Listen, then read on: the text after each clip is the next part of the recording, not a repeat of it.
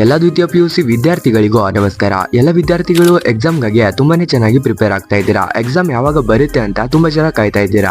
Exam ಯಾವಾಗ ನಡೆಯಲಿದೆ ಮತ್ತು ಅದರ ಜೊತೆಗೆ ಇನ್ನೊಂದಷ್ಟು ಮಾಹಿತಿಗಳನ್ನ ಇವತ್ತಿನ ಈ ವಿಡಿಯೋನಲ್ಲಿ ತಿಳಿಸ್ಕೊಡ್ತೀನಿ. ಅದಕ್ಕೋಸ್ಕರ ಯಾರು ಇಲ್ಲಿ ಸ್ಕಿಪ್ ಮಾಡ್ದಂಗೆ ಆ ವಿಡಿಯೋನ ಕೊನೆವರೆಗೂ ನೋಡಿ, ಯಾಕಂದ್ರೆ ಈ ವಿಡಿಯೋ ತುಂಬಾನೇ ಯೂಸ್ಫುಲ್ ಆಗಿದೆ. ಅದಕ್ಕೋಸ್ಕರ ಕೊನೆವರೆಗೂ ನೋಡಿ.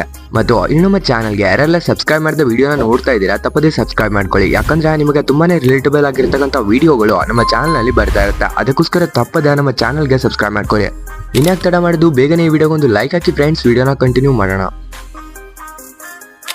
ಎಲ್ಲ ವಿದ್ಯಾರ್ಥಿಗಳು ದ್ವಿತೀಯ PUC ಎಕ್ಸಾಮ್ಗಾಗಿ ತುಂಬಾನೇ ಕಾಯ್ತಾ ಇದ್ದೀರಾ. ಈ ಬಾರಿ 2024 and 25 ಎಕ್ಸಾಮ್ಗಳು ಯಾವಾಗ ನಡೆಯಲಿದೆ ಅಂತ ಇವತ್ತಿನ ಈ ವಿಡಿಯೋನಲ್ಲಿ ತಿಳಿಸ್ಕೊಡ್ತೀನಿ. ವಿದ್ಯಾರ್ಥಿಗಳೇ, ಇವಾಗ ನಿಮ್ಮ ಹತ್ರ 3 ತಿಂಗಳು ಟೈಮ್ ಇದೆ. 3 ತಿಂಗಳಲ್ಲಿ ನೀವು ತುಂಬಾನೇ ಚೆನ್ನಾಗಿ ಓದಬೇಕು, ಯಾಕಂದ್ರೆ ಆನ್ಯುವಲ್ ಎಕ್ಸಾಮ್ ಅಂದ್ರೆ ತುಂಬಾನೇ ಯೂಸ್ಫುಲ್ ಆಗಿರುತ್ತೆ. ಇದು ನಿಮ್ಮ ಲೈಫಲ್ಲಿ ತುಂಬಾನೇ ಮ್ಯಾಟರ್ ಆಗುತ್ತೆ. ಇದರ ಪರ್ಸೆಂಟೇಜ್ ಅನ್ನ ತುಂಬಾನೇ ಕಡೆ ಕನ್ಸಿಡರ್ ಮಾಡ್ತಾರೆ. ಅದಕ್ಕೋಸ್ಕರ ನೀವು ಚೆನ್ನಾಗಿ ರಿಸಲ್ಟ್ ಅನ್ನ ಮಾಡಬೇಕು. 3 ತಿಂಗಳಂದ್ರೆ ತುಂಬಾನೇ ಟೈಮ್ ಇದೆ. ನೀವು ಚೆನ್ನಾಗಿ ಓದ್ಬಿಟ್ಟು ಎಕ್ಸಾಮ್ ಅಲ್ಲಿ ಉತ್ತಮವಾದ ರಿಸಲ್ಟ್ ಅನ್ನ ತೆಗಿಬಹುದು. ಈ ಬಾರಿ ನಿಮ್ಮ ದ್ವಿತೀಯ PUC ಎಕ್ಸಾಮ್ ಯಾವಾಗ ನಡೆಯಲಿದೆ ಅಂದ್ರೆ ಮಾರ್ಚ್ 1 ನಿಮ್ಮ ಎಕ್ಸಾಮ್ ಸ್ಟಾರ್ಟ್ ಆಗುತ್ತೆ.